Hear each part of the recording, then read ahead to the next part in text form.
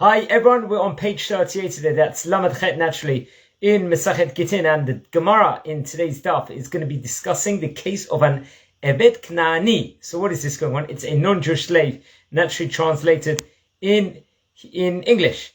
And it's going to be Rav Yehuda is going to quote Shmuel as teaching that releasing a non-Jewish slave is asur, forbidden, because it involves violating a positive commandment. What is this? I'll say it in English. It's le'olam bahim ta'avodu.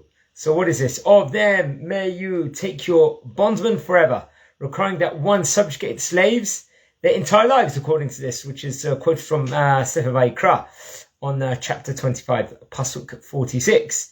In fact, as the Gemara points out, Rabbi Yishmael believes that this passage is something called reshut. It gives a permission to behave in this way, but does not require it. So it's not essential to actually do it, but there's a license, let's just say, to do it. However, Rabbi Eliezer, however, views it as a commandment even.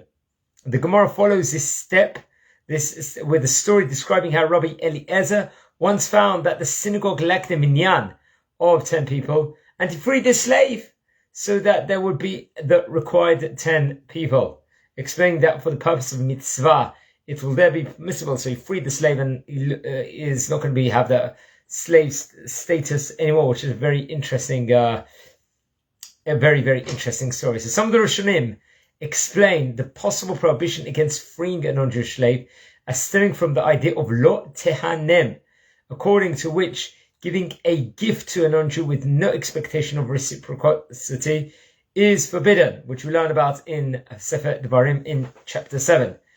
Well, one could say that if this is the source of the prohibition, then we conclude that as long as the slave pays for his release, or if it is in the interest of the owner to free the slave, then the prohibition is no longer in place.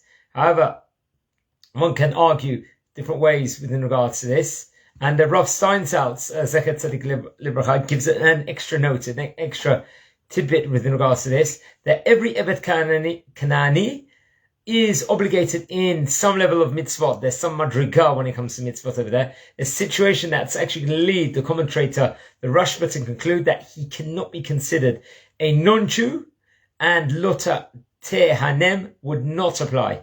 According to this specific approach, there's a unique command of lo le'olam bahem ta'avodu, which would fall away should there be any good reason to set the slave free in that specific case. So if the slave performed a particular, let's just say, a meritorious act towards his own owner or to the family itself, the owner can choose, he's got the license to choose whether to set him free, viewing it as a type of payment in kind for his services. There is that angle to look at from. Once again, this is from Rav Adin Steinsaltz, Zecher Tzadik Libracha, and keep listening to the daily Daf Yomi and have a great day.